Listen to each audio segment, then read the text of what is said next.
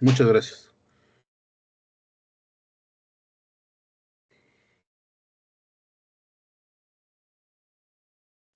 Listo.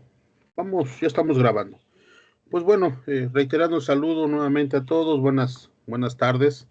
Vamos a comenzar con nuestra sesión número 2. Vamos a hacer en esta y la próxima clase un poco de revisión de lo que es la capa de acceso a la red, ¿no? Que tiene que ver con la unión de la capa física y del enlace de datos del modelo OSI, ¿no? Estamos hablando ya de la pila de protocolos TCP/IP como tal. Recordar un poco lo que trabajamos la clase pasada, ¿no? Vimos algunos conceptos básicos con respecto a redes, particularmente el modelo de interconexión de sistemas abiertos, que es el famosísimo modelo OSI, con sus 7 capas, cada una con sus tareas, ¿no? Ya vimos también una revisión de las pilas de protocolo que existen o que existieron, cómo agruparon las diferentes capas del modelo OSI, esto para facilitar la implementación, ¿no? Una cosa es digamos, un proceso idealizado en una solución, cuando se lleva a la tecnología, ¿no? A una implementación, pues ya no es lo mismo. Entonces, bueno, en ese entonces se dieron cuenta que era mejor agrupar capas y después, bueno, se dieron cuenta que esas capas tenían que generar subcapas para resolver otro tipo de problemas. Pero bueno, ya fue, digamos, cuando el proceso de las redes pues, se daba mucho más avanzado, ¿no? Más o menos vimos un comparativo. Ahí lo interesante era que los protocolos de las capas inferiores, ¿no? Que eran las que se encargaban de transmitir mediante el medio físico, eran muy similares, incluso se repetían algunas capas. Entonces, el conocer esta capa nos va a permitir a nosotros prácticamente conocer la base de la conexión o de la comunicación de las redes. Por eso es que, lo personal, creo que hay que tomarle bastante importancia, ¿no? Y eso vamos a empezar a revisar hoy. Eh, Podemos clasificar los medios de transmisión de dos tipos, ¿no? Medios tangibles, medios intangibles. Medios tangibles, el más popular, estamos hablando de un cable UTP, que es un cable con 4 pares o 8 hilos, los cuales vienen enroscados por pares. Este enroscamiento tiene su sentido de ser en una cuestión de supresión de campos magnéticos. Pudiera estar la fibra óptica, que ya está en crecimiento en la actualidad, pero solo a nivel infraestructura y a nivel distribución de forma local, ¿no? En una red, digamos, relativamente de un buen tamaño. Porque si tenemos una red chiquita, pues solo tenemos unos pocos switches, no vale la pena a veces el gasto de tener que hacer la implementación de fibra óptica, ¿no? Pero con UTP, perdón, sí, UTP se puede, ¿no? Y está por el otro lado la parte del medio inalámbrico, con sus diferentes técnicas de comunicación, ¿no? Hay muchísimas, eso las vamos a ver la próxima clase. Ahí vamos a tratar de entender cómo funciona particularmente Wi-Fi, ¿no? Otras técnicas de comunicación inalámbrica como Bluetooth o alguna otra funcionan de una manera muy similar. Entonces, bueno, lo que vamos a hacer es entrar a este mundo de la capa física y de enlace de datos, ¿no? Entonces, vamos a entrar a ella. Vamos a trabajar nosotros, como lo platicamos en la clase pasada, con la pila de protocolos TCP/IP, que es la que se popularizó.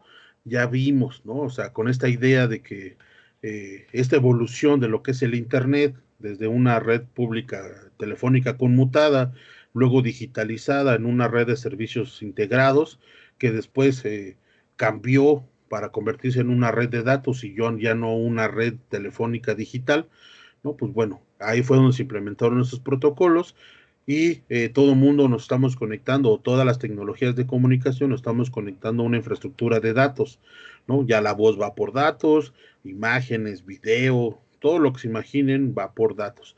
Y platicamos que lo único que tenemos que cambiar de un tipo de comunicación a otro es estas capas inferiores, ¿no? Cómo vamos a acceder al medio con un sistema telefónico celular, un sistema de comunicación celular, un microondas, un enlace punto a punto, un Wi-Fi, un Bluetooth, un Zigbee, etcétera, o un cable UTP, un coaxial, una fibra, es lo que va a cambiar. Todo lo demás va a ser una conexión hacia las capas superiores, la capa de protocolo de Internet para arriba, todo es lo mismo. Entonces, bueno, insisto, es importante conocer esta capa. Aquí está este comparativo del modelo OSI y la capa de protocolos TCP/IP, ¿no? Ellos juntaron las tres capas superiores en una sola capa de aplicación, ya lo platicamos la clase anterior, ¿no? En esta necesidad de unir tareas, donde no había tantas tareas en sus inicios del Internet, ahora ya hay muchas tareas. Cuando ya veo una pila de protocolos más particular en una aplicación, vamos a encontrar muchas subcapas, ¿no? O capas que funcionan a través de otras capas, pero ya de forma, digamos, ahí dentro de la aplicación. La capa de transporte, que no cambió, digamos, en la descripción del modelo OSI, con sus tareas de control de flujo, integridad de los datos, verificación de integridad de datos y segmentación, control de la segmentación también, ¿no? También por ahí la capa de sesión trabaja a través de la capa de transporte. Eso lo van a entender a lo mejor más adelante. Cuando hagan técnicas de descubrimiento, van a trabajar sobre la capa de transporte, ¿no? Pero será como generando sesiones ficticias a través de esta capa, donde tú puedes hacer un descubrimiento de red. La capa de red que se convirtió en Internet porque trae el nombre de su protocolo, ¿no? Protocolo de Internet, y las capas 1 y 2 que se juntaron para hacer la capa de acceso a la red, ¿no? Porque van de la mano, ¿no? El enlace de datos que nos dice cómo debemos adaptar la información para introducirla al medio físico y pueda ser enviada a distancia, ¿no? Que es en realidad lo que buscamos. Bueno, este modelo de comunicación capa a capa, ¿no? Que se conoce como encapsulamiento, es un proceso que nos vamos a encontrar en muchos protocolos, no solo en una comunicación capa a capa. Hay algoritmos que hacen encapsulamiento, particularmente los que hacen encriptación, como son SSL, que es un protocolo de aplicación, que es capa de socket seguro. Lo que hace es tomar la información, encriptarla y ponerle un encabezado nuevo. Este proceso de ponerle un encabezado es encapsulamiento. Sucede también a nivel de red, cuando haces una VPN en una conexión punto a punto entre router, también haces un encapsulamiento.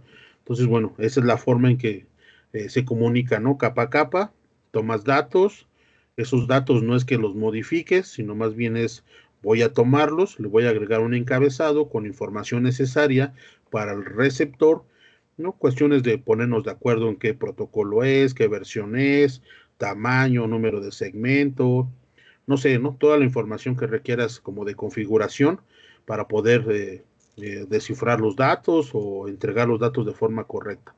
La capa de transporte pone su encabezado.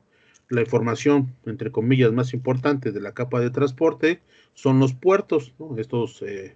La capa de transporte los utiliza para distinguir de forma local múltiples solicitudes. Por ejemplo, dos pestañas del mismo navegador hacen solicitudes a lo mejor al mismo servidor.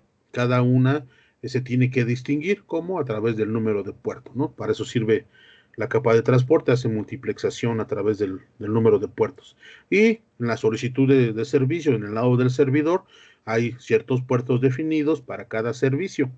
Entonces, bueno, la capa de transporte, digamos que son los datos más importantes. Sin estos datos de los puertos, no sería posible. Luego viene la capa de red. Esta capa de red en su encabezado, perdón, pone dos cosas: versión del direccionamiento, si es IPv4 o IPv6, y pone particularmente dos direcciones: dirección IP origen y dirección IP destino. Si tú quieres comunicarte, pues lo que más necesitas es conocer la dirección destino, y la dirección origen sirve en el transmisor, en el receptor, para responder, por ejemplo, un ACK, que es responsabilidad de la capa de transporte, ¿no? Que es un acuse de recibo de recepción correcta. Eh, Luego viene la capa de enlace o de acceso a la red. Esta lo que hace es poner en su encabezado información de la dirección MAC.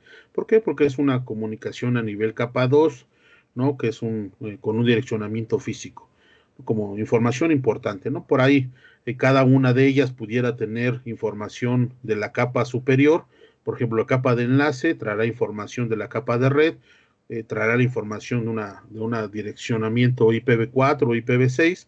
Esto porque tiene que preparar la capa para recibir cierta información. Si quieren, ahorita captura un poco de datos y vemos cómo se ve esta información. Igual la capa de transporte, a veces viene información de la capa superior y así sucesivamente, ¿no? Y viene el medio físico ahí final, que dependerá de lo que vayamos a tener, si es tangible o intangible, ¿no? Pero ese es el famosísimo comunicación capa a capa. ¿Por qué? Porque lo que pase antes o después no nos interesa. Por ejemplo, para la capa de transporte, lo que genera es un encabezado con sus datos. Si lo que ven en el lado del receptor, en la capa de transporte, son la misma información, es como si no existiera lo de abajo y solo existiera una comunicación capa a capa, ¿no? Esa es la idea interesante de que no me importa lo que pase arriba o abajo, sino lo que me mandó mi capa similar en el lado del transmisor, ¿no? Es una comunicación capa a capa. ¿Sí queda claro esta idea? Sí. Gracias. Bueno, entonces ahí está como recordatorio de lo que habíamos visto, ¿no? Entonces vamos a entrar a esta capa. Eh, eh, para hacer un mejor análisis, dice que se puede dividir en dos subcapas. La capa física y la capa de enlace de datos, ¿no? En realidad lo que estamos haciendo es tomar la de TCP y decir, bueno, pues originalmente eran dos. Vamos a separar para entender cómo funciona, ¿no? Viene la capa física, dice la pila TCP/IP, no define ningún protocolo para esta capa. Sin embargo, admite todos los protocolos estándar y propietarios. Si recuerdan, todas las pilas de protocolos hacían lo mismo. Todas aparecía Ethernet con un 802.3 o el IEEE 802.3 o el 802.11, no sé.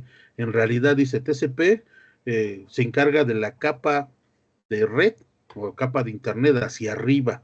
Lo que pase abajo dependerá de la tecnología, no digamos, de la transmisión de datos a través de una infraestructura o a través de una red como lo es internet. Dice, la unidad de información básica en esta capa es un bit, es decir, en la comunicación entre dos nodos es mediante ráfagas de bits o tramas, ¿no? Lo que genera esta capa física se llaman tramas. Este bit puede tener muchas representaciones y dependerá del medio físico. Puede ser variaciones de voltaje, como un bit puede tomar dos estados, 0 y 1. En un 0 es, digamos, un 0 volts, mientras que el 1 puede ser 5 volts o 5 y menos 5 volts, o puede ser incluso en algunos casos invertido, el 1 puede ser negativo. Esto sucede en un proceso de codificación donde se tiene que resolver cierto problema y lo que se hace es codificar la señal que vas a introducir al medio para que se comporte de mejor manera, ¿no? Pero eso es una codificación que se hace en la capa de acceso a la red.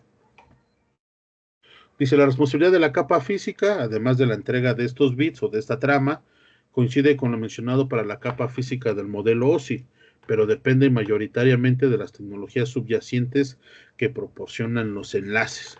Sí, un enlace es una conexión punto a punto. Una conexión punto a punto son dos dispositivos entre ellos.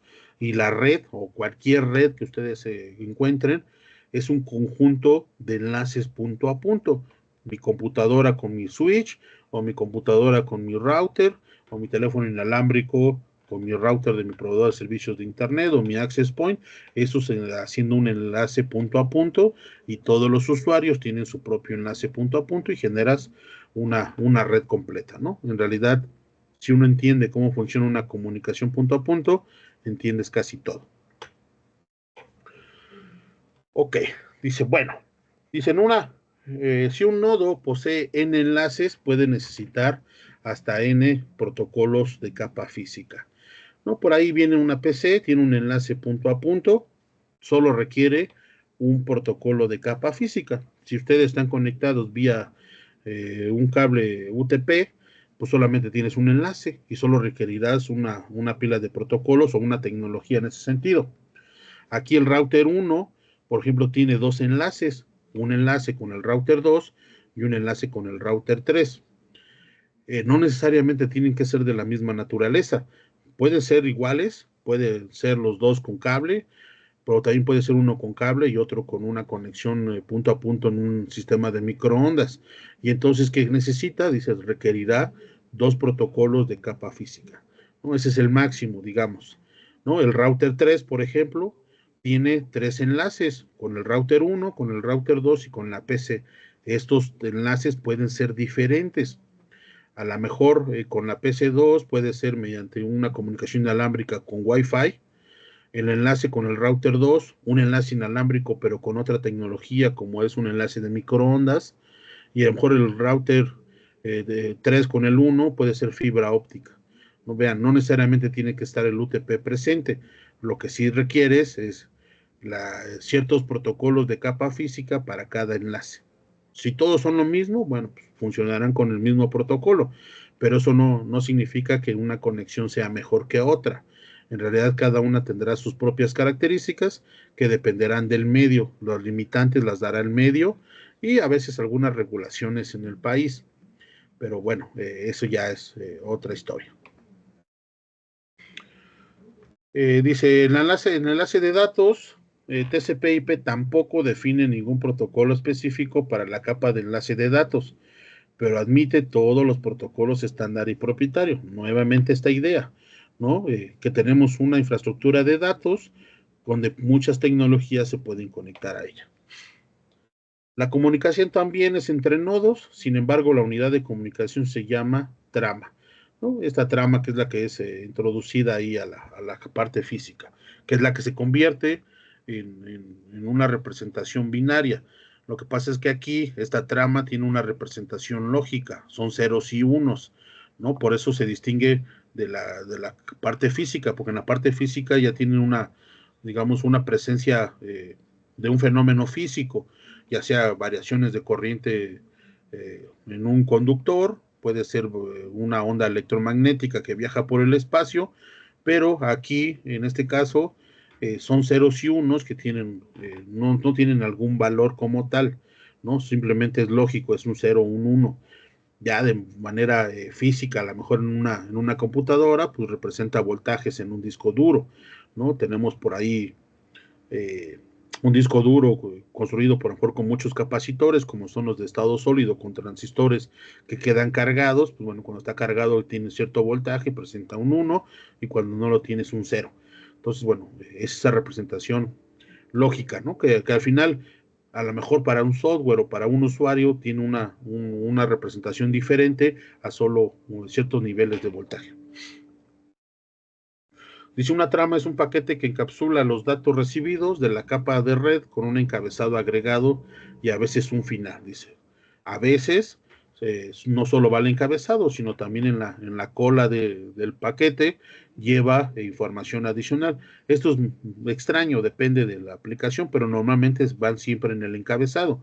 A veces al final se pudiera poner alguna información adicional de dónde termina la trama. Porque cuando tú empiezas a recibir, la recepción siempre es a ciegas.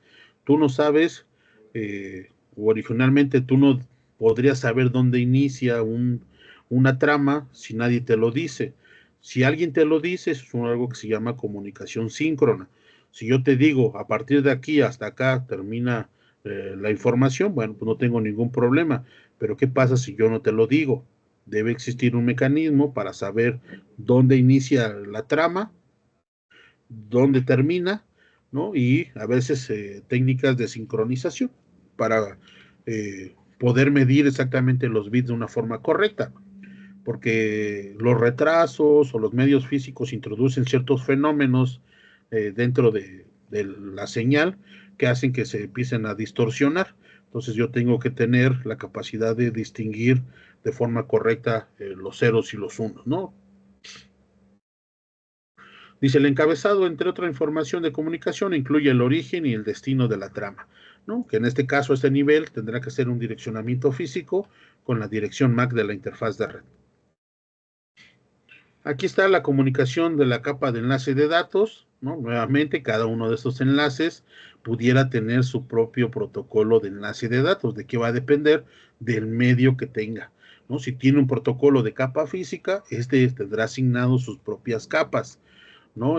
Por ejemplo, si el medio físico es el aire y estamos implementándolo con un protocolo 802.11 que es Wi-Fi a 2.3 GHz, bueno, pues tendrás que tener una técnica de convertir esta trama en un formato que te diga o que especifica el protocolo, ¿no?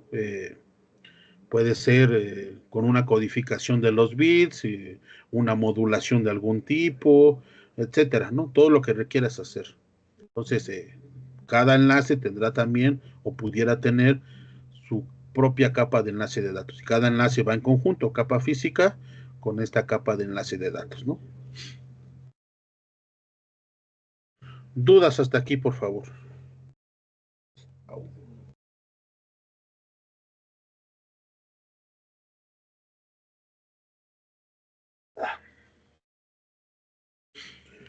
¿Todo claro? Vientos. O se desmayan. Gracias, o se desmayaron. Bueno. Todo bien, profe. Excelente. Vamos a ver un poco de redes LAN cableadas, ¿no? Cómo son los estándares y qué los diferencian uno a otro. A veces nos preguntamos qué velocidad tiene tu red y pues ahí viene marcado porque prende un foquito en el equipo o prenden dos y pues es esta velocidad. Pero bueno, ¿qué diferencia uno de otro? ¿Por qué con el mismo cable UTP tenemos diferentes velocidades? Vamos a redes de área local, ¿no? Una red de área local es un área geográfica limitada. Este concepto ya ha cambiado un poco, ¿no? Y debo aclarar que en sus principios, en la clasificación de las redes, era una clasificación por área geográfica, ¿no? Una red pequeñita, de algunos metros, un edificio en una red local, varios edificios, era una red de campus, y luego pues ibas a una red metropolitana, etcétera, iba creciendo una red. Bueno, ese concepto o ese tipo de clasificaciones ya están en desuso. Ya en la actualidad, Cisco fue el que introdujo como este concepto que se adoptó, ya hay solo dos tipos de redes, entre comillas, una red local, que es una red LAN, que es una red privada, donde un tercero o el propietario es el que la administra y nadie más tiene acceso más que el propietario. Y tenemos una red pública, que es la de nuestros proveedores de servicios de Internet, o lo conocen ustedes como nube, que esta es una red pública, ¿no? Que tú no puedes configurar, pero tienes que conectarte a ella. Entonces, una conexión de una LAN hacia una WAN es lo que se configura. Entonces, dos redes, la red local y la red WAN, que es la red pública, ¿no? Dentro de la red LAN, a veces dicen, no, es que sí hay diferentes, está la red inalámbrica LAN. Pues sí, pero bueno, al final de cuentas es lo mismo, es una red que tú estás administrando, por más allá que cambie el medio físico que estés utilizando, sigue siendo una red privada y entonces sigue siendo parte de una LAN.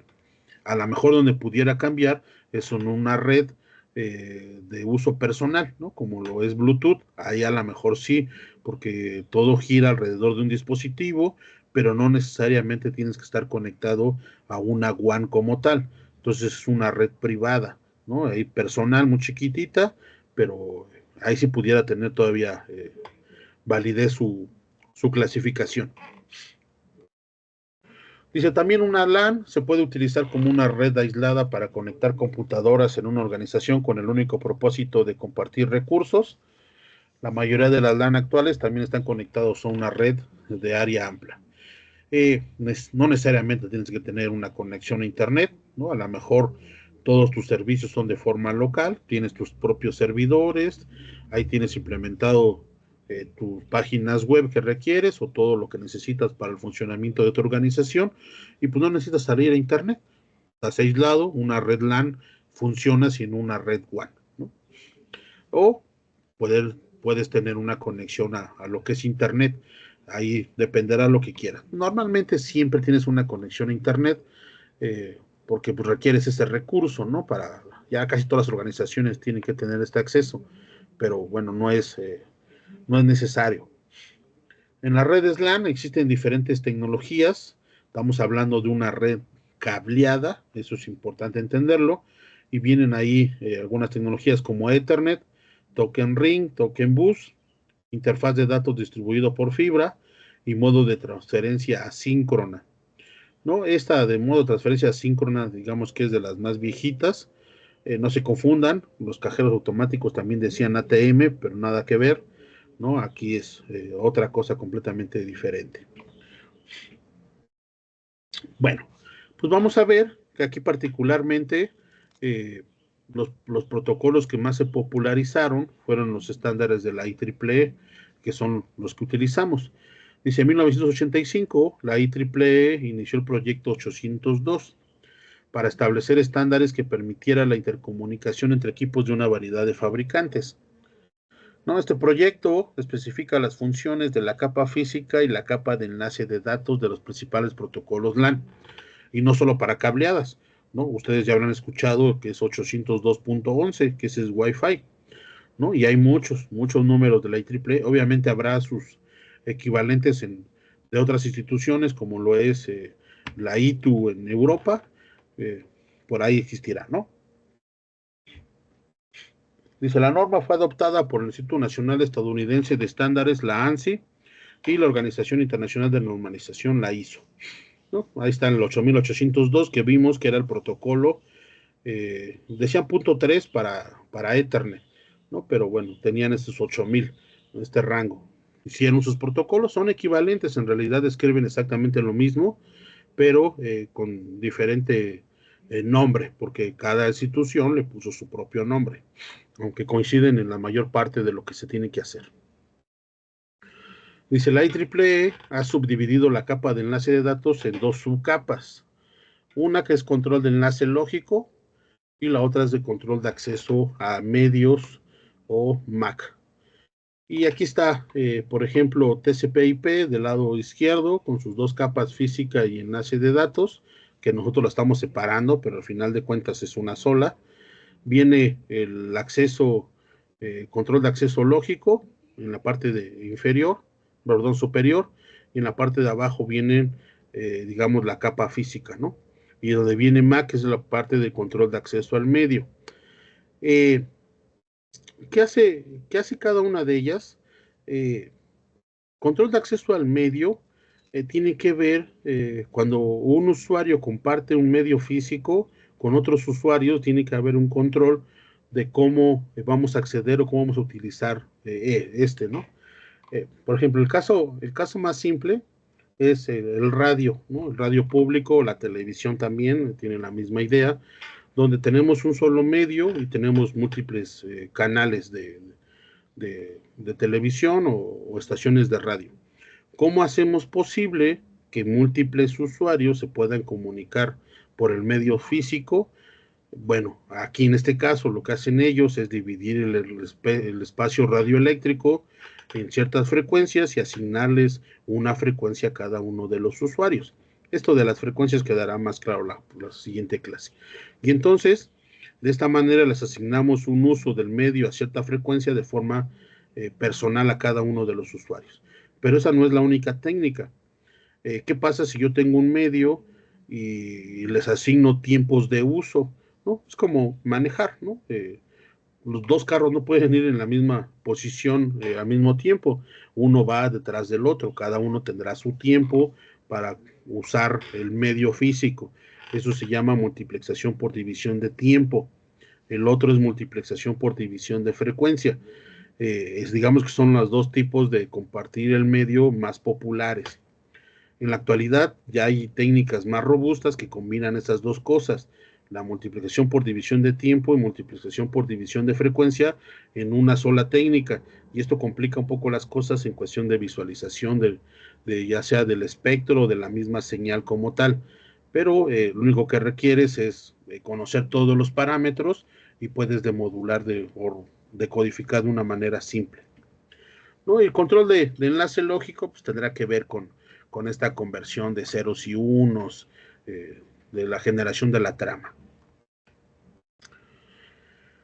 Bueno, esta información enviada en una LAN Ethernet se llama trama, ¿no? El formato de la trama Ethernet en 802.3 se muestra a continuación. Dice, viene un preámbulo, viene un SFD, viene una dirección destino, dirección origen, longitud o tipo, datos y un CRC. Vean, este formato lo podemos ver. Lo que quisiera saber es, ¿todo el mundo tiene Wireshark por ahí instalado en sus máquinas? ¿Alguien no lo tiene? Yo lo tengo. ¿Sí? ¿Alguien no? A ver, escríbanme quién no aquí. Y si quieren, le dedico tiempo. Es que voy a hacer una demostración de este encabezado nada más. No voy a capturar otra cosa, nada más, por si no lo conocen. Voy a abrir este Wireshark. Voy a capturar lo que está pasando ahorita, ¿no? Hay un montón de paquetes por ahí. Yo estoy conectado vía Ethernet, ¿no? Con un cable UTP. Si aquí observan, ¿no? Hay diferentes zonas de aquí de Wireshark donde nos enseñan cierto tipo de información.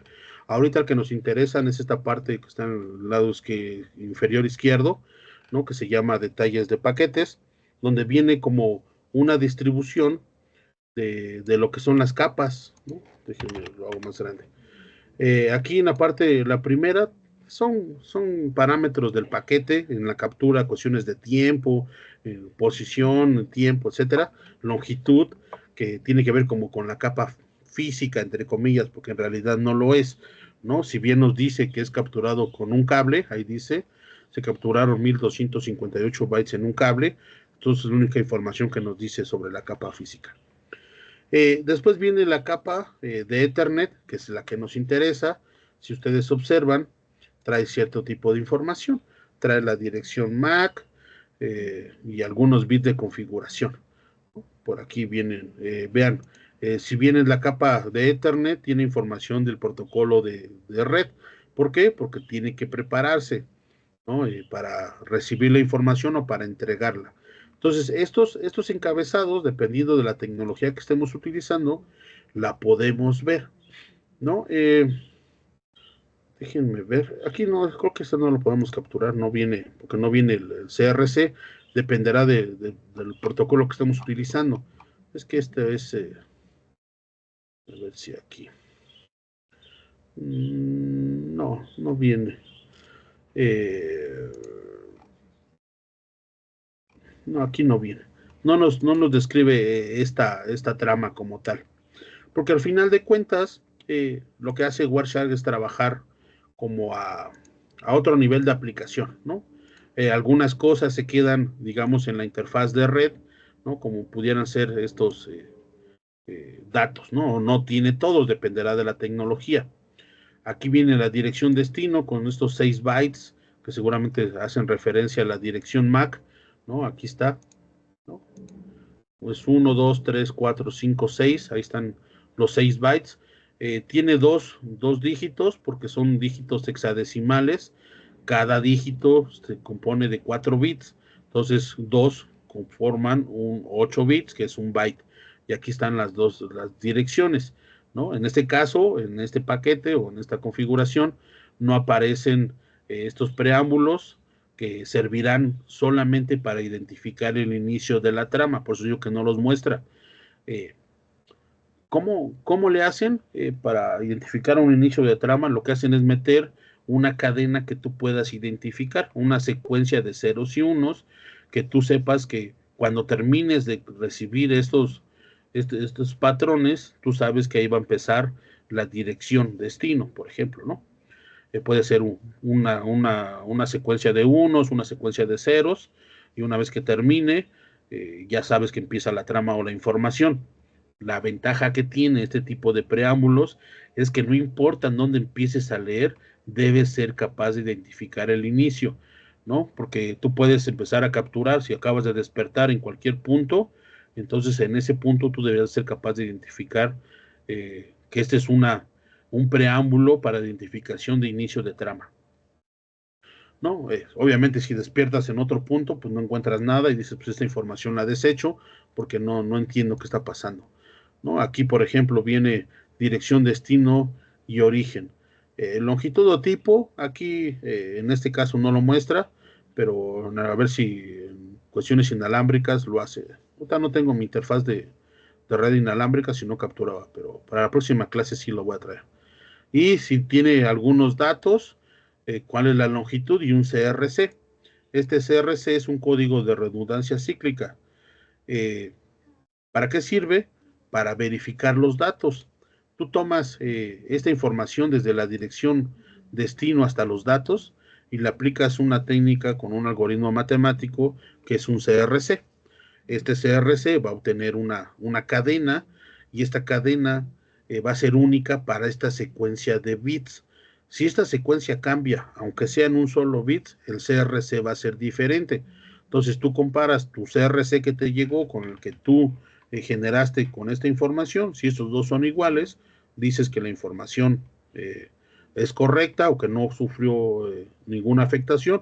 Si cambia, tú puedes decir que hubo un error y entonces tendrás que hacer algo con ello, ¿no? En algunas situaciones estos CRC te permiten recuperación de ahí de algunos bits, aunque son poquitos, a veces pierdes uno o dos y los puedes recuperar, si no, tendrás que solicitar retransmisión o perder el paquete. Okay. Bien, pues ahí está la trama, ¿no? Dice, el preámbulo es el primer campo de la trama, 802.3. Dice, contiene 7 bytes de ceros y unos alternos, vean, 0 y 1, 0, 1, que alertan al sistema receptor sobre la próxima trama y le permite sincronizarse. También para ajustar su reloj. Cuando tú vas a recibir un 0 o un 1 o un bit, debes saber exactamente en dónde empieza y dónde termina. Porque si no lo haces, puedes cometer errores. Déjenme, les pinto un ejemplo. Esto no me interesa. Déjenme, pongo cuadritos porque si no me salgo. Imagínense que tú quieres mandar cierta información, ¿no? Aquí, así.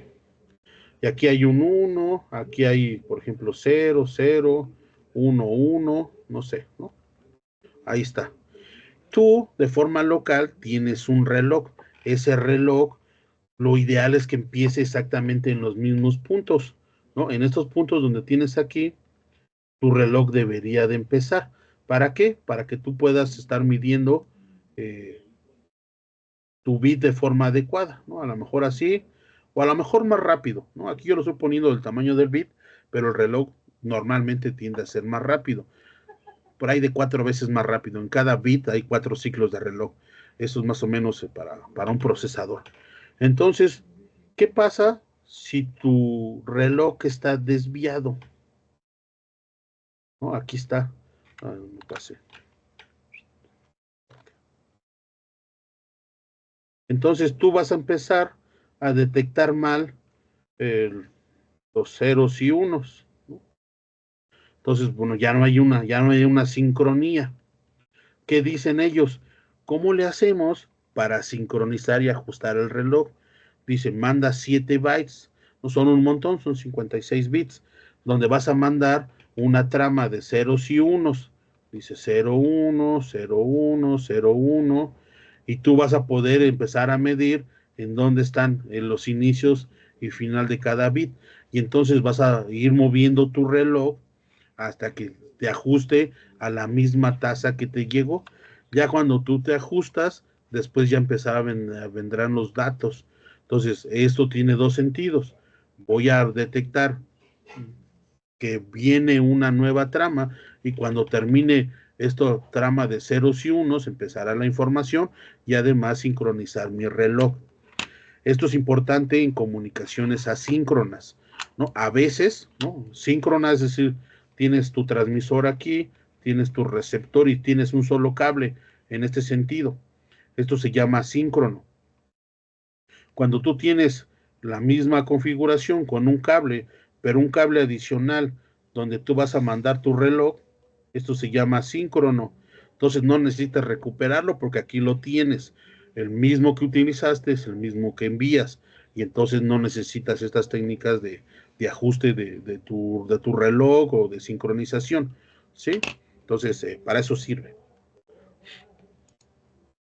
Dice, el patrón de 56 bits permite que las estaciones pierdan algunos bits al comienzo de la trama, ¿sí? En lo que te vas ajustando, seguramente no vas a localizar o entender cuántos bits perdiste. Lo que sí sabes es que una vez que cambie este patrón, porque seguramente la siguiente trama o el siguiente pedazo es el que te va a decir, ahora sí, ya terminaste de sincronizar, detectas este patrón y después de esto ahora sí viene la información. Miren, dice, el SFD es delimitador de trama, de inicio de trama. Dice, el segundo campo, que es un byte, es esta secuencia.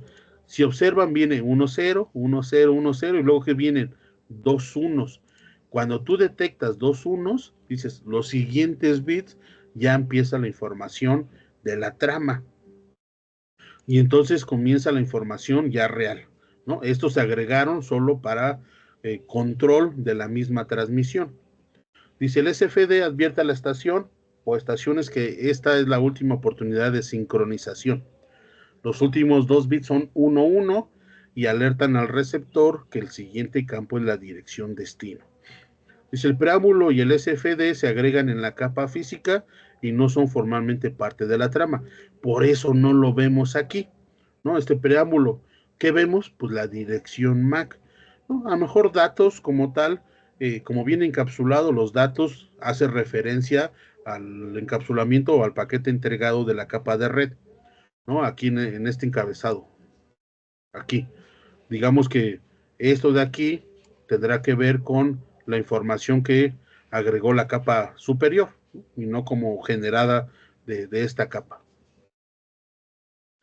Viene la dirección destino, que este campo tiene 6 bytes y contiene la dirección física de la estación o estaciones de destino para recibir el paquete, ¿no? Puede ser varias, ¿no? Aquí habla de destino porque hay una forma de comunicarse que se llama tipo broadcast. Broadcast no es más que difusión, como lo hace el sistema de televisión o de radio comercial. Tienes un solo transmisor, transmites y transmites para todos. ¿Cómo emulas eso en una red de datos? Dice, ponle una dirección destino que tenga ciertas características. Particularmente cuando pones puras Fs, es decir, los 6 bytes de la dirección destino son unos, estás indicando que es para todos, ¿no? Entonces, por eso dice que estaciones en plural. Viene la dirección origen, esa sí es única porque solo uno transmitió y es la dirección física normalmente de la interfaz de red. Longitud o tipo, la trama Ethernet original usaba este campo como campo de tipo para definir el protocolo de capa superior usando la dirección MAC. El estándar IEEE lo utilizó como campo de longitud para definir el número de bytes en el campo de datos. Ambos usos son comunes hoy en día. Es decir, cómo le haces para saber la longitud de lo que vas a recibir una vez que termina este encabezado Ethernet. De alguna manera tú debes saber dónde termina, ¿no? Aquí no nos aparece el tamaño, pero deberías de saberlo, ¿no? De alguna forma. Normalmente si no lo envías, tú sabes cuántos bits. O le dices la longitud que tú mandaste, o siempre mandas la misma. Si yo siempre te mando 10 bytes, ¿para qué te digo que te voy a mandar 10 si es lo que tienes que recibir? Si yo te mando de vez en cuando 10, luego 12, luego 15, si habrá la necesidad de decirte cuántos. Aquí, aparecer en esta comunicación, como siempre se mandan los mismos, pues no hay necesidad de un campo de longitud y te evitas mandar unos bits y si te evitas mandar bits ahorras tiempo. Entonces, tienes que eficientar la comunicación.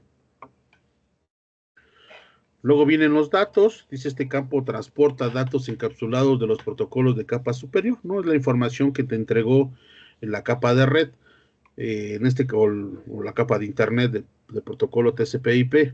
Dice que es un mínimo de 46 y un máximo de 1500 bytes. ¿Es posible mandar más? Sí. ¿Por qué no se manda más? Porque seguramente vas a perder sincronización. ya vimos que existe un proceso al inicio de la trama de que yo me sincronice mi reloj, lo que quiere decir que la probabilidad de que yo se vuelva a desincronizar es alta. ¿Por qué? Porque existe la necesidad de sincronizarme. Entonces, bueno, si la trama es muy larga, lo que va a pasar es que voy a perder sincronización nuevamente y voy a empezar a recibir mal los últimos bits. Entonces, pues voy a tener que solicitar un reenvío y eso ya no es ideal, ¿no? A lo mejor en redes muy ideales, con poco ruido, con poco tráfico, podrás incrementar el tamaño, ¿no? En realidad lo que hicieron fue pruebas con ciertas distancias del UTP para saber cuál es el máximo de tamaño del bit, también con respecto a la velocidad. No es lo mismo mandar 1500 bytes a una velocidad de 10 megabits por segundo a mandarlo a 10 gigabits por segundo. Pero ahorita vamos a entrar en ese detalle, cómo es posible mandar más rápido sobre el mismo cable, ¿no? Y también cuestión de las distancias. El CRC es el último campo que contiene información de detección de errores. En este caso es un CRC 32, ¿no? Ahí abajo nos dice que esta función convierte una cadena de longitud variable en una cadena de 8 caracteres, que es una representación textual del valor hexadecimal de una secuencia binaria de 32 bits. No importa el tamaño de los datos, porque puede ser de 46 a 1500 bytes, ¿no? No importa el tamaño, este CRC va a entregar una longitud fija. Esta, como es una longitud fija, pues tiene su espacio, ¿no? Y esta se va a ocupar para poder verificar que la información haya llegado de forma correcta. Bueno, ahí está este encabezado. Es bastante interesante tratar de entenderlo. Dice, direccionamiento, cada dispositivo de red Ethernet tiene su propia tarjeta de interfaz de red o NIC que le proporciona una dirección física de 6 bytes. La dirección Ethernet, normalmente escrita en notación hexadecimal, todo el mundo lo hemos visto, ¿no? Podemos conocerla, claro que sí. Si nos vamos a nuestra línea de comando, ¿no? Con un ipconfig en Windows, diagonal all, podemos conocer todas las interfaces que tenemos conectadas y sus diferentes direcciones MAC. Déjenme encuentro la mía, aquí está. Ethernet la que estoy utilizando. Aquí me aparece la marca, ¿no? Si ustedes ven esta marca, también aparece aquí. ¿Dónde está? No aparece, debería de aparecer aquí. No, porque aquí dice gigabit, ¿no? Mira. Y por acá es como la del destino. La del destino no conoce la marca, ¿no? Pero la del local sí. Aquí está la dirección MAC, ¿no? Los 6 bytes en un formato hexadecimal, ¿no? Y ahí, no solamente para unas cuestiones físicas, también para interfaces virtuales, también son asignadas algunas direcciones MAC, ¿no? Que también hay comunicación entre ellas a nivel capa 2, pero de forma solamente interna. Ahí está, ¿no? También en Linux se puede verificar. Ahí está el formato, dígito 1, dígito 2, etcétera. Y cada dígito es un dígito hexadecimal que representa 4 bits. Existen 3 tipos de direcciones y aquí es donde nos dijeron, ¿no? Si es una sola estación destino o son varias, aquí es lo que se refería. ¿Qué direcciones físicas voy a poner en el campo de destino o cuántas hay? La primera es una dirección de unidifusión o unicast. Es una dirección de origen, es siempre una dirección de unidifusión, ¿no? El que transmite solo es uno, no puedes transmitir dos. No puedes decir, transmití en un formato broadcast, eso no se puede, ¿no? Solamente transmisor hay uno, siempre habrá uno. Después vienen las direcciones destino. Puedes mandarle la información a solo uno y esto será una dirección de unidifusión. Define solo un destinatario. La relación entre el remitente y el receptor es 1 a 1. ¿Sí? Es una conexión punto a punto, pero solamente entre dos dispositivos. Luego viene dirección multidifusión o multicast. Este define un grupo de direcciones. La relación entre el remitente y los receptores es de 1 a muchos. Por ejemplo, hablamos de la transmisión de la televisión pública, donde tenemos solamente un transmisor. Aquí en la Ciudad de México, el transmisor se encuentra en el Cerro del Chiquihuite. Ahí hay una antena que difunde al Valle de México. Entonces tenemos uno para todos. ¿Qué pasa si yo no quiero transmitir para todos y solamente a un segmento? Lo que puedo hacer es cambiarle la dirección. Pudiera pasar como lo que sucede con el sistema satelital. El satélite está en la parte superior, transmite a una área, podemos estar todos dentro de esa área, pero existe un mecanismo para diferenciar para quién es esa información o para quiénes, ¿no? Por eso es que necesitas un codificador, un decodificador que te diga si tú puedes acceder a la información o no. Entonces tú le vas a poner cierta dirección para saber a quién le corresponde. En redes existen unas direcciones particulares que se llaman de multicast, pero son rangos también de direcciones IP. Entonces ahí es uno a muchos. Y esto particularmente funciona más en IPv6 que en IPv4, ¿no? Este formato de transmisión. Y luego viene esta dirección de difusión o broadcast, que es un caso especial de dirección de multidifusión. Los destinatarios son todas las estaciones de la LAN. Una dirección de difusión es de 48 unos. ¿Tiene uso? Sí, y mucho, ¿no? Hay muchos protocolos que utilizan este tipo de comunicación. Por ejemplo, aquí yo capturé alguno. Déjenme ver si aparece algún RP.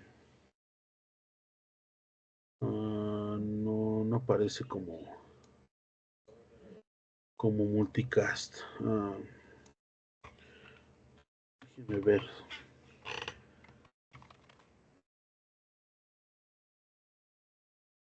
Ya sé, déjenme lo busco.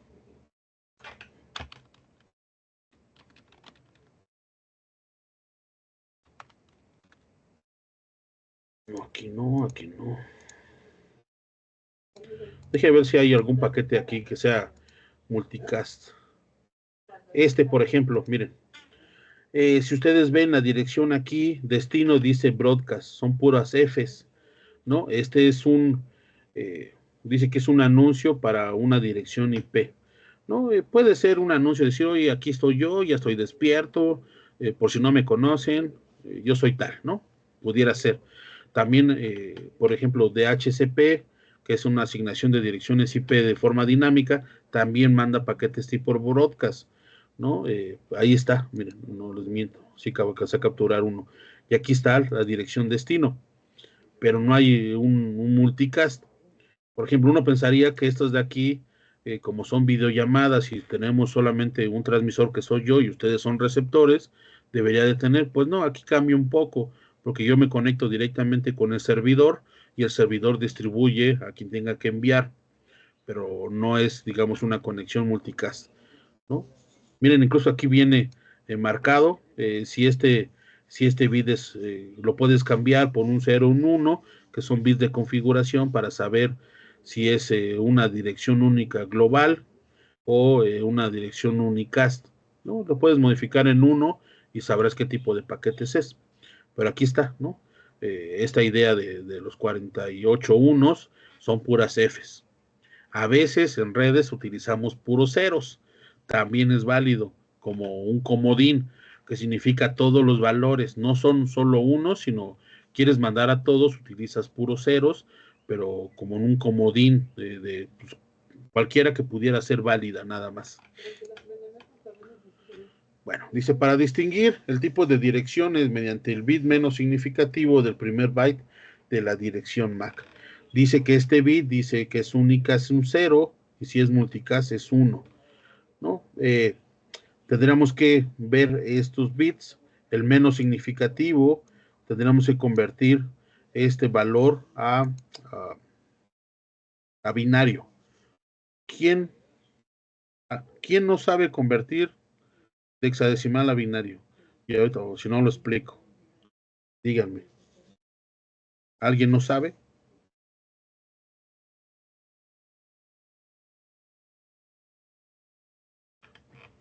¿Todos saben? A ver, conviertan 4A a binario y pónganme aquí para saber. Lo que quiero conocer de este octeto es cuál es el valor del último bit o del bit menos significativo para saber si es una dirección unicast o una dirección multicast. A ver, díganme.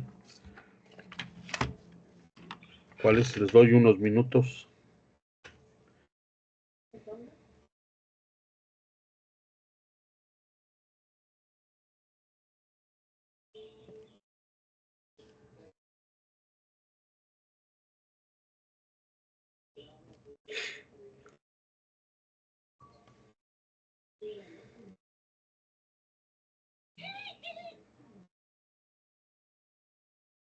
A ver, no me han mandado por acá.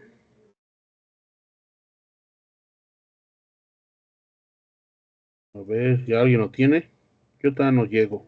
Estoy haciendo mi tabla yo. No soy tan hábil como ustedes. 0, 1, 1, 1. Esto es 0, 1, 2, 3, 4, 5, 6, 7, 8, 9, 10. No, 10 es A. B, C, D, E y F. Así me quedo. ¿Cuánto les da? A ver, díganme.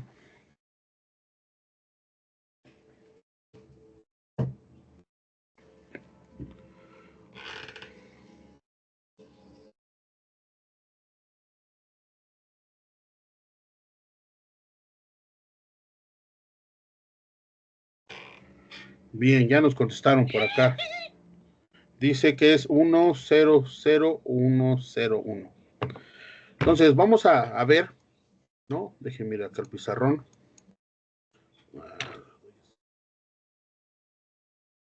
¿Por qué no me deja?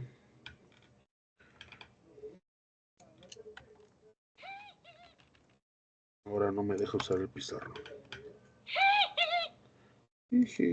Déjenme, lo pongo mudo. Ya está. Ahí está. Tenemos 4A. En realidad, hay que convertirlo o saber cuál es la tabla de conversión. Tendríamos que dibujar todas las combinaciones de bits posibles. Vamos a empezar con 0, 0, 0, 0. Y hay una forma simple. Si vas cambiando 0, 1, 0, 1 de 4, voy a poner 0, 1, 0, 1. Le pongo aquí división de 4 porque por una cuestión de control del pizarrón, ¿no? Entendido. Y 0, 1, 0, 1. Luego voy de 2 en 2, 0, 1, 1, 2 ceros, 2 unos, 2 ceros, 2 unos, 2 ceros, 2 unos. Ay, este me quedó feo. Y luego de 4 en 4. 4, 2, 3, 4, 1, 2, 3, 4, 1, 2, 3, 4. Y luego de 8 en 8. 4, 5, 6, 7, 8. 1, 2, no, perdón, aquí ya son unos. 1, 2, 3, 4, 5, 6, 7, 8. Ya terminé. Puedo hacer 16 combinaciones. 2 a la 4 son 16. Entonces, este de acá será, poner con otro color, el dígito 0, el 1, el 2, el 3, aquí va 4, 5, 6, 7, 8 y 9. Y aquí es donde cambia. Tengo que utilizar una letra A, B, luego C, D, E y F. Ahí están las 16 dígitos. Voy y busco el 4, como bien me puso Pablo, 0100. Este es el 4 y el A es el 1010. Este es el dígito A. Entonces, vamos a verificar el último bit y podemos decir que es de unicast. ¿Sí? Entonces, ahora digan ustedes, este de aquí es unicast o multicast, y este de abajo si es unicast o multicast. A ver, díganme. Ahí escríbanme. Pónganme B si es multicast y C si es unicast o multicast. El último es broadcast. Efectivamente, el último es broadcast, vean, como son puros unos, ahí ya es, el último sí es broadcast, no es ni unicast ni multicast. Muy bien, Jefferson. ¿Y el B?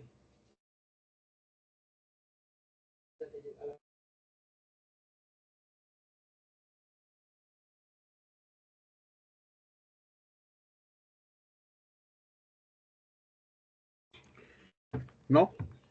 ¿Ninguno de los dos?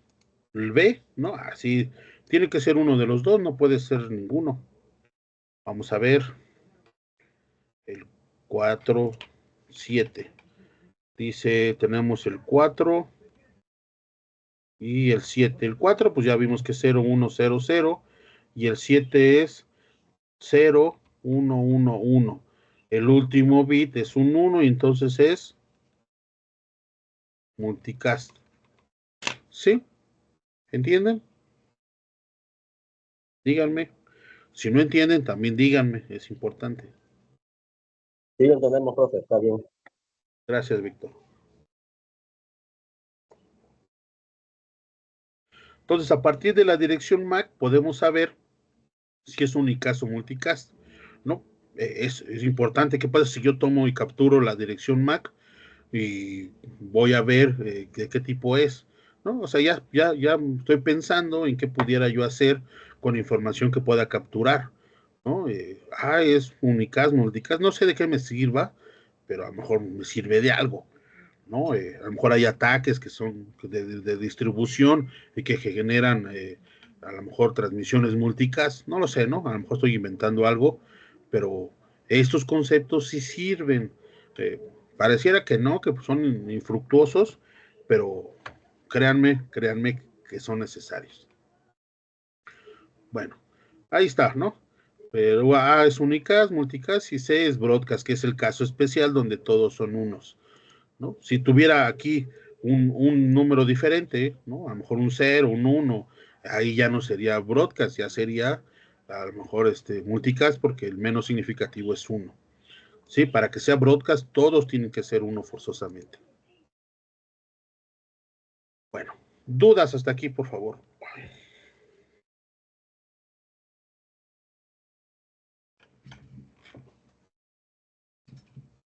Todo bien, gracias. Todo bien. Gracias, Paul. Bueno, vamos a continuar entonces. Dice, Ethernet se creó en 1976 en el Centro de Investigaciones de Palo Alto, de Xerox. Desde entonces ha pasado por 4 generaciones, ¿no? El estándar Ethernet, que trabajaba a una velocidad de 10 megabits por segundo, Fast Ethernet, que trabaja a 100 megabits por segundo, Gigabit Ethernet, que trabaja 1 gigabit por segundo, 10 gigabit Ethernet, que trabaja 10 gigabits por segundo. Por ahí se encontrarán que ya existen otras velocidades, 25 tal vez, o 40 10 gigabit. La solución que le dieron para transmitir a 40 gigabits en un inicio, esto solamente es por fibra óptica, ya por UTP no se puede. Lo que hicieron, en vez de tener un hilo de fibra que fuera 40 gigabit, dijeron, no se puede, es muy complicado, la tecnología todavía no da, pues pon 4 hilos, son unos hilos que no tienen tanto tamaño, y transmite por 4 a la vez a 10 gigabit, y entonces tienes 40. No fue la primera solución, obviamente ahorita están buscando aumentar la velocidad en fibra óptica, pero digamos que la tecnología sigue siendo cara, ¿no? Apenas estamos cambiando de infraestructura a fibra óptica en la mayoría de los países de Latinoamérica con nuestro proveedor de servicios de Internet, y todavía nosotros de manera local no utilizamos fibra. Entonces, el momento en que nosotros ya de forma local utilicemos fibra, bueno, pues ya va a mejorar un poco nuestra velocidad, ¿no? ¿Por qué no la usamos? Ya existen tarjetas de red de fibra, están relativamente caras, están como en 1,000 y algo pesos mexicanos, pero el problema ahora no es mi interfaz de red, es el router que me pone el proveedor, que tendría que tener conexiones de fibra, y eso ya aumenta el precio. Y recuerden que ese precio siempre se ve reflejado en nuestras facturas. El proveedor no lo va a pagar, lo vamos a pagar los usuarios, y eso incrementaría mucho la renta mensual. Por eso es que todavía no le entran al quite con distribución de fibra. ¿no? Pero ya se puede. Bueno, vamos a ver algo antes de entrar a detalle de estas generaciones, algo que se llama CSMACD, que es el acceso múltiple con detección de portadora y detección de colisiones, como el método de acceso para Ethernet tradicional. ¿Qué quiere decir esto? Es cómo le hago yo para saber si transmití bien o no cuando tengo que compartir el medio con otros usuarios. Debe existir una forma de que yo me dé cuenta. En realidad, pudiera no darme cuenta, porque yo como transmito y no escucho, transmito y sabrá Dios si el otro me entendió o no. Y luego tengo que generar un mecanismo para resolver esa situación cuando más de uno transmitió al mismo tiempo. Uno de los primeros pasos es la detección de colisión. Una colisión es cuando dos usuarios o más transmiten al mismo tiempo. En realidad no sabes ni cuántos fueron, porque cada uno transmitió y como se sumaron las señales, ya sea en corriente eléctrica, dos usuarios que transmiten sobre un cable, se suma el voltaje. Y la corriente también. En un medio inalámbrico, las señales electromagnéticas también se suman. Se pudieran destruir, anularse, es decir, desaparecer o incrementar potencia, pero se suman los dos. ¿Cómo sabes cuántos fueron los que transmitieron? No lo sabes. Tienes que buscar la manera de solucionar eso. Y para eso está el acceso múltiple con detección de portadora. Vas a estar escuchando el medio, ¿no? Es como cuando quieres hablar en el salón. Alguien está hable y hable y tú te esperas así hasta que se calle. Una vez que se calla, pues a lo mejor no eras tú el único que quiere hablar. Habrá dos o tres que empiecen a hablar al mismo tiempo. A alguien, en este caso, a lo mejor el que está organizando la plática, alguien tiene que decir, oiga, pues, momento, todo el mundo guarda silencio, todos. No sé quién empezó a hablar, pero quiero que todos guarden silencio. Y ahora sí, aquellos que empezaron a hablar, intenten transmitir de nuevo, pero no de forma inmediata. Con cierta probabilidad de uso del medio, les vas a decir, a ver, intenten transmitir. Tú te vas a echar un volado para decir transmito, no transmito, no transmito. A lo mejor otro dice, yo sí logré transmitir. ¿Qué pasa si otros dos o un grupo menor de los que originalmente habían colisionado volvieron a colisionar? Les dices, nadie hable hasta que los que colisionaron se resuelvan. Y vas a ir así poco a poco tratando de ir resolviendo las transmisiones de cada uno de los que colisionaron. Una vez que todos los que colisionaron terminaron de enviar, ahora sí dicen, todos pueden volver a transmitir cuando quieran. Y empiezas a generar ese mismo proceso, ¿no? Es por eso que las redes inalámbricas o las redes que utilizan el mismo medio son más lentas que una red que utiliza un medio dedicado, porque lo tienes que compartir, va a haber pérdidas, va a haber colisiones, tienes que resolverlo, va a haber retrasos, etcétera, y eso es lo que los alenta. No es de que no podamos transmitir a 10 gigabits con una red inalámbrica, sí se puede, ¿no? Lo que pasa es que las condiciones físicas, el lugar en donde estamos, más esta situación de la colisión, pues nos generan que no podamos ir más allá. ¿Por qué? Porque no lo impide la misma naturaleza física del medio, ¿no? Entonces, tiene que haber la forma en cómo se resuelve. Y para eso existe esta cosa. Dice, el medio canal se comparten entre estaciones y solo una estación a la vez puede usarlo. Y las estaciones pueden recibir una trama enviada por una estación que es de radiodifusión. Bueno, aquí dice, también podemos compartir el medio asignado por tiempos. Entonces lo que genera son ranuras de tiempo. Vean, imagínate que tienes tu diagrama del tiempo por ahí. Aquí está el T, ¿no? Y vas a generar espacios que normalmente tienen el mismo tamaño. Aquí habrá T1, T2, ¿por qué no pinta? T1, T2, T3, etcétera. Y vas a decir, aquí, en este tiempo, el usuario 1 va a transmitir, aquí el usuario 2, aquí el 3, y así sucesivamente. Este espacio de tiempo que tienes aquí se llama ranura o slot. es una forma de administrar el medio, poco eficiente, la verdad, porque si tienes, por ejemplo, en sistemas digitales de telefonía, eran una trama de 24 o 30 usuarios, y tenías 30 ranuras. Nadie podía transmitir solamente en su ranura de tiempo. ¿Qué pasa si solo uno de los 30 quería transmitir? Pues tiene que esperarse el tiempo de los 30 para poder volver a transmitir. Y eso es ineficiente, pero esa es una de las maneras que se puede hacer. La otra es por múltiples canales de frecuencia y que cada usuario transmita su frecuencia, como lo hace Wi-Fi. Lo vamos a ver, ¿no? Pero lo mejor y lo más eficiente es transmite cuando quieras, o al menos generas un tipo de ranura de tiempo, donde es a partir de aquí tú puedes transmitir y vamos a ver cuántos son. A lo mejor hay 2 usuarios que colisionó, a lo mejor el 3 y el 5, y voy a resolver estos dos de manera aleatoria, por probabilidad, digamos 50-50, a lo mejor este transmite aquí, en esta ranura, y este transmite acá, y terminé de resolver la colisión, ¿no? Digamos, en una forma ideal, ¿no? Pero puede haber más. Entonces, cada quien puede utilizar el tiempo en la ranura que estemos, y si hay colisión, la resolvemos. Eso es mucho más eficiente, ¿no? Y eso hace que se incremente la velocidad. Dice, ¿cómo evitar que esas dos estaciones se utilicen en medio al mismo tiempo provocando una colisión? Para resolver ese problema se desarrolló CSMA. La posibilidad de colisión se puede reducir si una estación detecta el medio antes de intentar utilizarlo, ¿no? Tú lo escuchas, insisto, esta idea, si alguien está hablando, tú no transmites. Cuando nadie, te esperas un tiempo, hay un tiempo siempre de guarda. Este tiempo de guarda, dices, bueno, no hay nadie, pues ahora voy yo, y lo intentas utilizar, ¿no?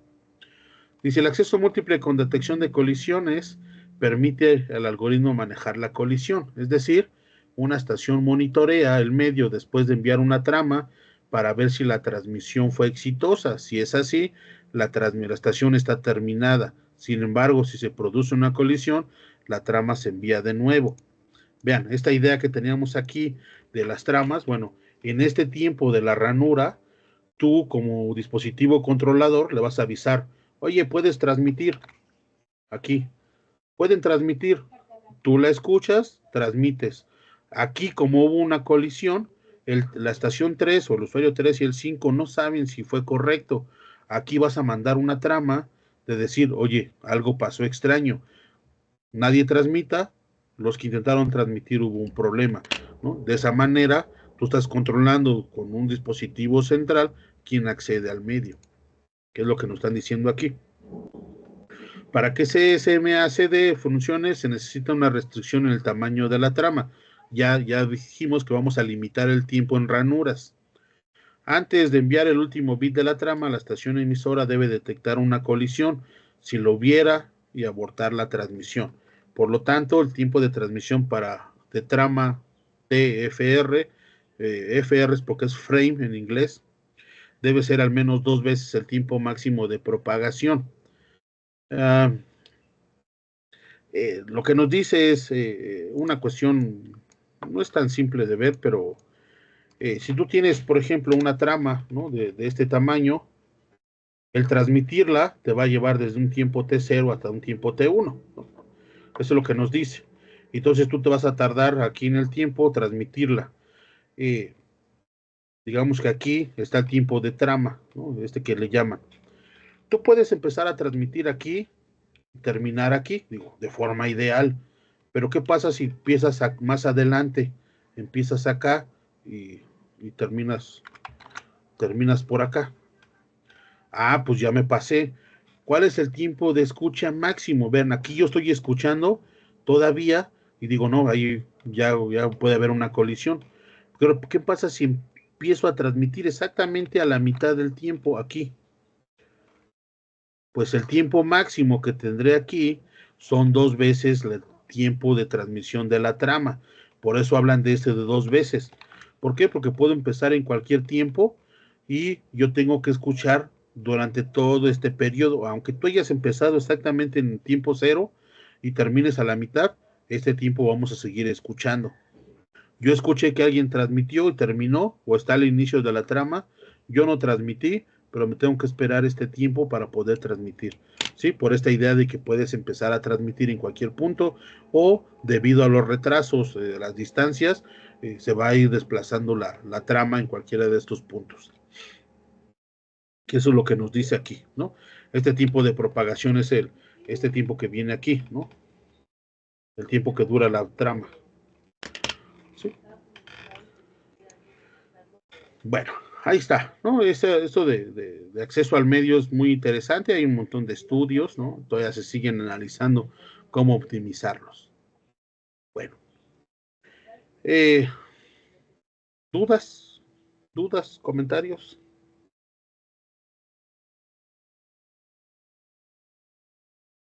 ¿Sí habían escuchado eso o no? Nunca lo habían escuchado. ¿Es totalmente nuevo?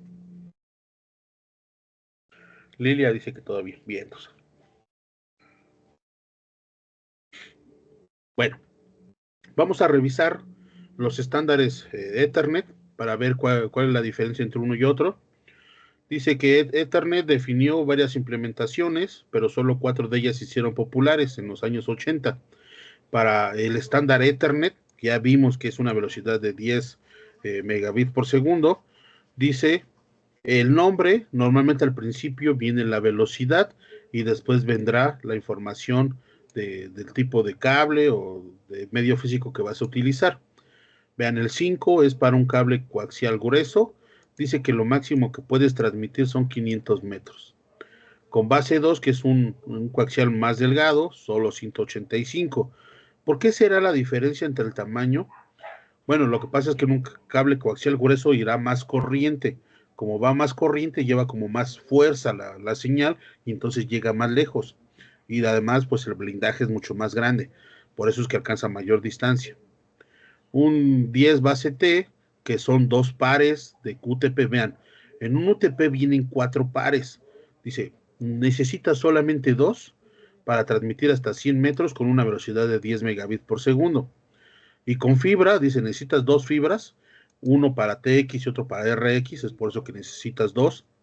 Y puedes alcanzar hasta 2 kilómetros. No nos dice qué tipo de fibra, ¿no? Puede ser seguramente multimodo o monomodo. Yo creo que debe ser monomodo porque no creo que haga multiplexación, pero no nos dice qué tipo de fibra. Habría que revisar el estándar. Dice la nomenclatura 10 base X, el número define la velocidad, base significa señal en banda base. Una señal en banda base es como una señal original en su mismo dominio de frecuencia. A ver si... que son un montón de conceptos que espero que no se pierdan. Por ejemplo, el audio, ¿no? O la voz, vamos a poner aquí una persona hablando. No me diga nada de mis dibujos. Soy malísimo, por eso estudié ingeniería. Si yo analizo como los componentes frecuenciales de la voz, me dice que estamos por ahí de los 300 a los 4 kilohertz, ¿no? A los 4000. Bueno, voy a poner 4000. Aquí estamos hertz. Entonces, el ancho de banda o el rango de frecuencias está de los 300 a los 4000. Esto, cuando está en su dominio original, se llama banda base. Entonces, una serie de bits tiene por ahí una señal así, digamos, de forma electrónica, tendrá un espectro, unos componentes frecuenciales. No les voy a mentir, los componentes frecuenciales se ven más o menos así, ¿no? Tienen por ahí una señal. Sí, es una señal, se llama tipo zinc, que es de la forma seno de un argumento entre el argumento, ¿no? Y entonces tendremos componentes frecuenciales aquí. ¿Cuántos? Muchos.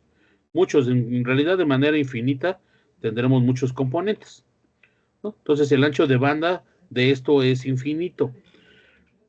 El mismo medio funciona como un filtro. Todo el medio físico va a eliminar frecuencias, normalmente frecuencias altas.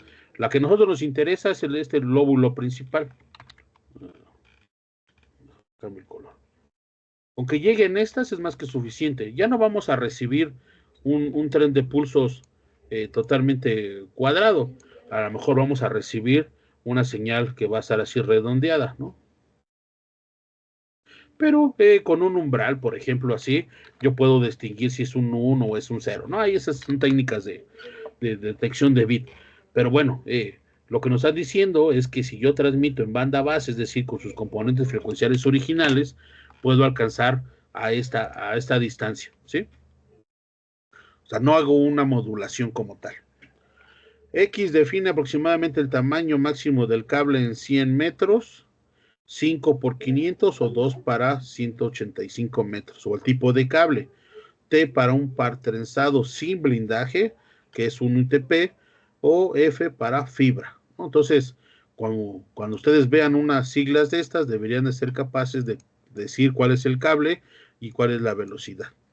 Esta de 10 base T, que es el más común, ya casi no está en uso, ya la mayoría de los dispositivos soportan este que es Fast Ethernet, ¿no? Que fue diseñado para competir con las LAN con las fibras ópticas, o Fiber Channel, que es un protocolo para el uso de fibra óptica. Y uno pensará, ¿desde 1980 y algo ya hay fibra? Sí, lo que pasa es que es muy cara, ¿no? El generar un cristal delgado, demasiado perfecto, ¿no? Con ciertas condiciones es complicado, la tecnología va avanzando y cada vez se barata, ¿no? Porque además es silicio, es un material bastante abundante en la Tierra. Entonces, el problema es el proceso de fabricación. Y entonces dice que este se llama Fast Ethernet, que es el 802.3U. El anterior es el 803. Nada más no parece, pero es el 803. 802.3, perdón. Y este es U. Es una extensión o una adición al estándar anterior. Esto dice que actualizar la velocidad a 100 megabits por segundo, que es compatible con el anterior. Misma dirección de 48 bits, que es dirección MAC, y mismo formato. ¿Qué cambió entonces?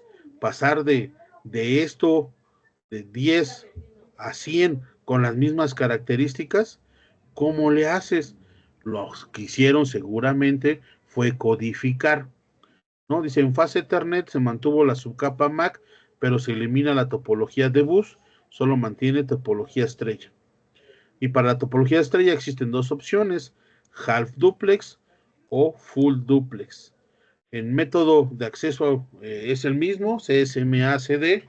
Para el método semiduplex, para Fast Ethernet Full Duplex, no es necesario CSMA-CD. Sin embargo, las implementaciones mantienen configurado esta técnica de acceso al medio para lograr compatibilidad con versiones anteriores.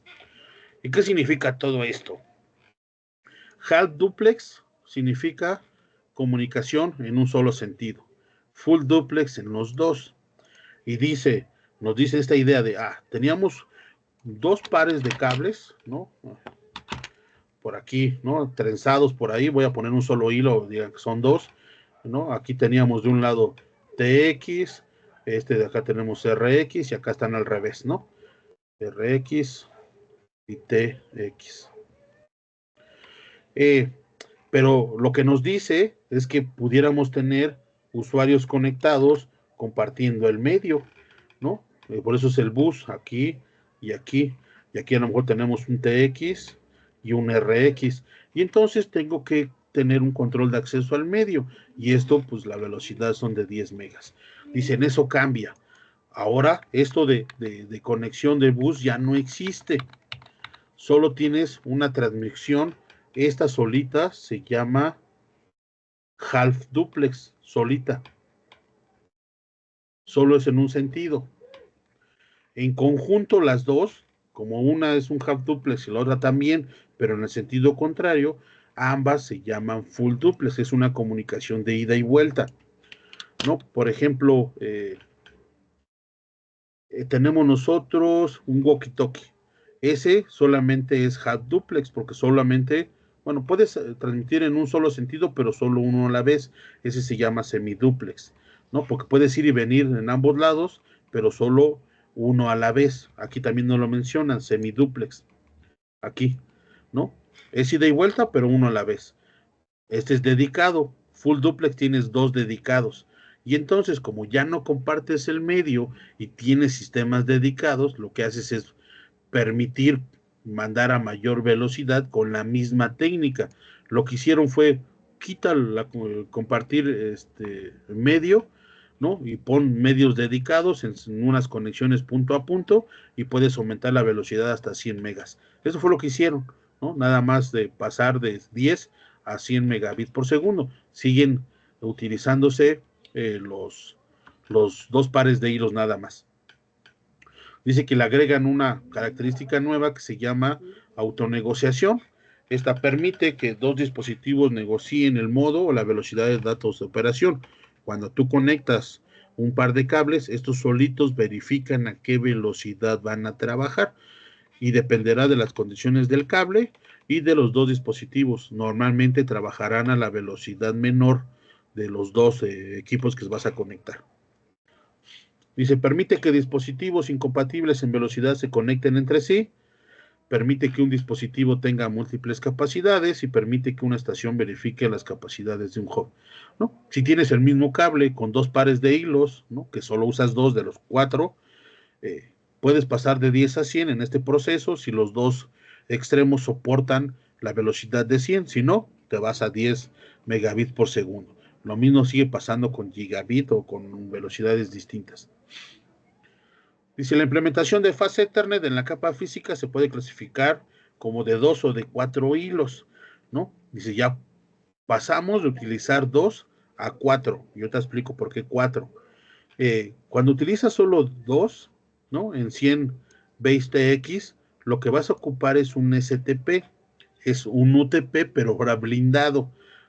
¿Por qué? Porque el blindaje le da mayor posibilidad de transmisión. Es como en el cable coaxial, ¿no? La misma idea. Cuando tú tienes una corriente eléctrica en un conductor, lo que haces es generar campos magnéticos. Esos campos magnéticos lo que hacen es disminuir la energía de la señal que viaja por el cable. Entonces, como vas perdiendo energía, pues alcanzas menos distancia. Si tú le pones un blindaje, el campo eléctrico se va a limitar dentro del cable y entonces vas a perder menos energía. Si pierdes menos energía, puedes transmitir a mayor distancia, que fue lo que hicieron aquí. Ponle un cable más costoso y alcanza 100 metros, ¿no? De fibra igual, dice 2 hilos, la fibra no lleva blindaje y también 100 metros. Pero ¿qué pasa con un UTP que no es blindado? Dice, pues tendrás que usar 4 hilos. ¿Y en qué me beneficia? ¿Utilizo más TX o más RX? No. En realidad, como la posibilidad de perder la sincronización y de generar que estos bits que eran cuadrados empiecen a distorsionar, a hacerse más largos, es más alta. Entonces lo que haces es, dentro de la información, o utilizar los otros dos pares extras para mandar información adicional que te ayuden a sincronizar y a recuperar tus bits. Por eso utilizas 4. Si lo aumentas con un cable más feito, ¿no? Digamos con menos restricciones, pero necesitas hilos adicionales que te ayuden a mandar señales de control y señalización, así se llaman, ¿sí? Por eso se puede. Por eso tienen que usar 4. Luego viene Gigabit Ethernet, ¿no? El aumentar una velocidad dio un lugar a Gigabit o 1000 megabits por segundo, es el 802.3Z.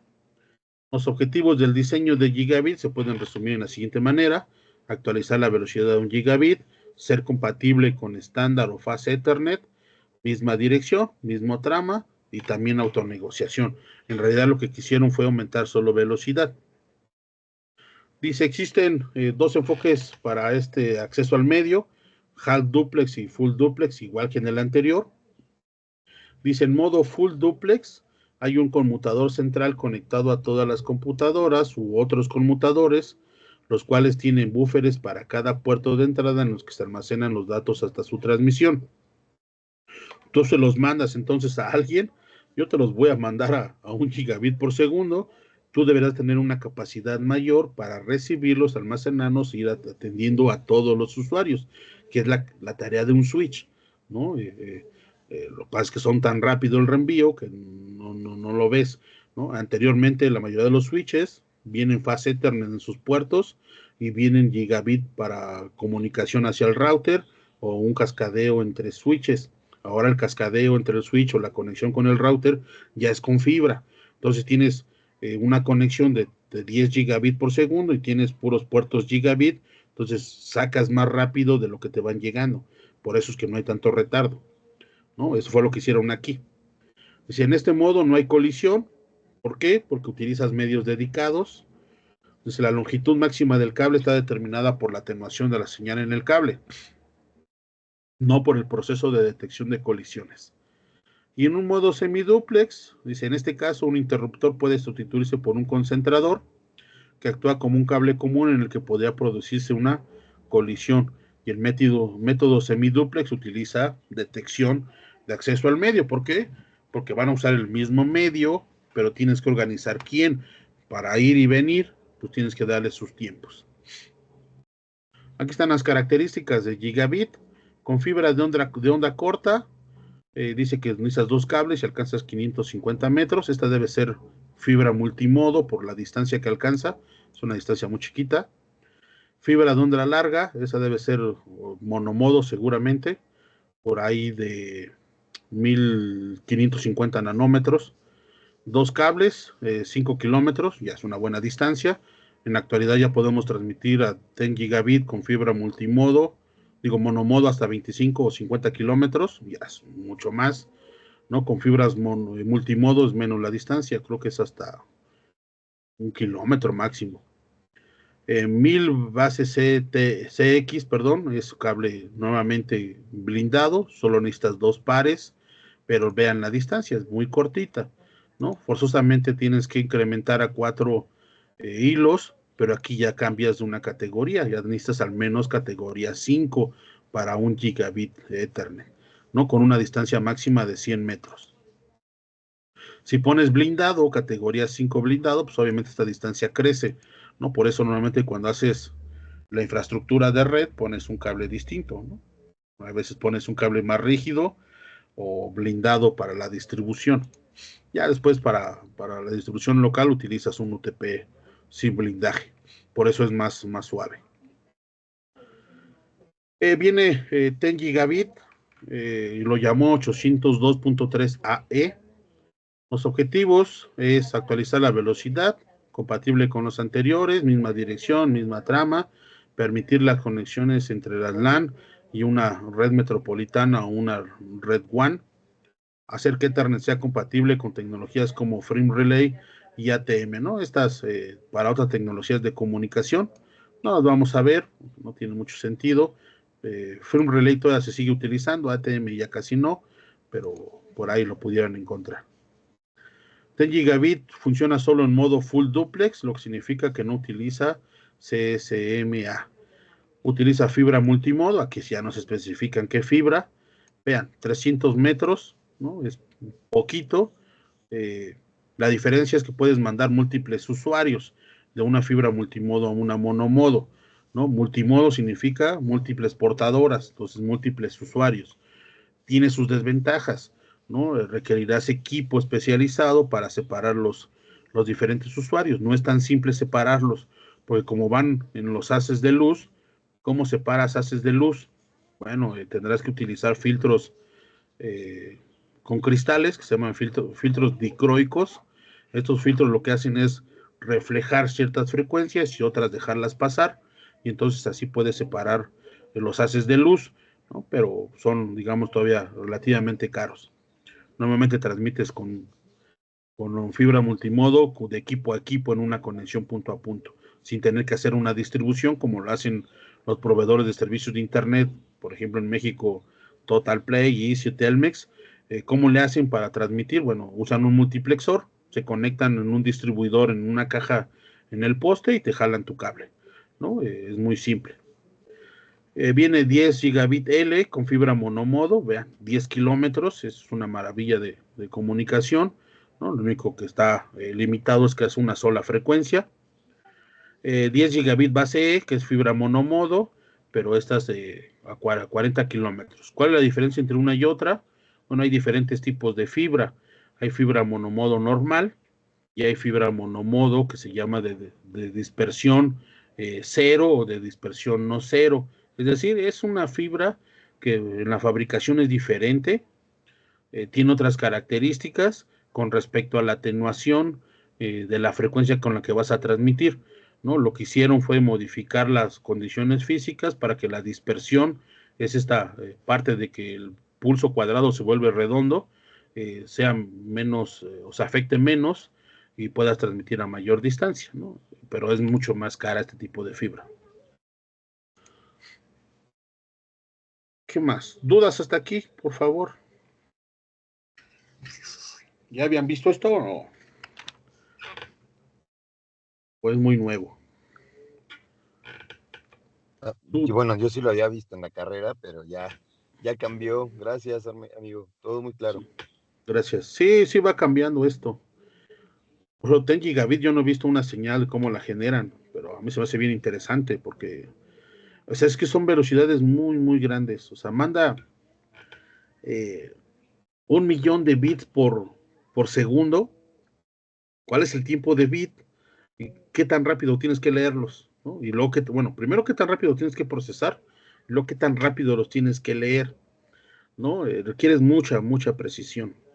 Entonces, sí, a mí me parece interesante. Pero tiene sus contras, por ejemplo. Sí, vaya que lo es. Por ejemplo, en cuestión de seguridad, es el uso de la fibra se volvió muy común. Dicen, vamos a transmitir altas velocidades. Órale, pon tu fibra. Pero ¿qué pasa si te cortan una fibra? Pues ya te quedaste sin comunicación porque toda tu red dependía de esa fibra. Fue el uso, fue al extremo. Vamos a poner una fibra que nos soporta todo el tráfico. ¿Y qué pasa si me lo cortan? Me quedo sin nada, ¿no? Y ya ha pasado. A muchos, cuando un trailers y eso, te cortan una fibra y ya te quedaste sin comunicación toda la colonia, ¿no? Por eso la mayoría del anillo de distribución de fibra está subterránea para evitar esas cosas. En el metro, en la Ciudad de México, el anillo de fibra óptica aquí de la ciudad está instalado en el metro. Entonces, bueno, sabes que nadie puede acceder ahí, entre comillas, y está más protegido, ¿no? Esos cables que ven por ahí gruesos son fibra. Entonces, sí los protegen un poco más, ¿no? Cortas un hilo de esos y pues dejas a un montón de gente sin comunicación y luego para ir a repararlo no es tan simple, ¿no? Son fibras, ¿qué tendrán? Pues unas 24, un poco más de fibras en el encapsulado. Entonces ir a repararlo, pues sí es complicado. Bueno, déjenme ver qué viene aquí. No sé. Si quieren, le dejamos aquí, porque la próxima clase vamos a ver algo de redes inalámbricas para no saturarlos, porque esto ya fue un poco de bastante información.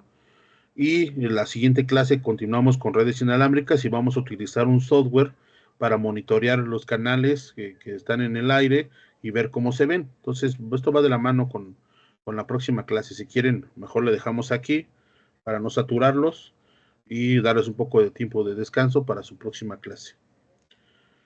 ¿Dudas, comentarios? Está bien, profe, está bien. ¿Sí?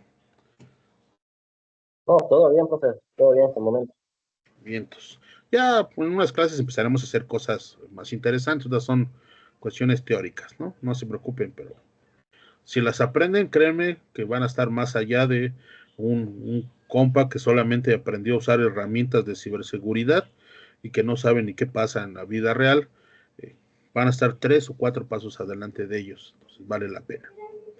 Bueno, Muchas vamos a... gracias, Alfredo. Sí, voy a detener la grabación de un momento.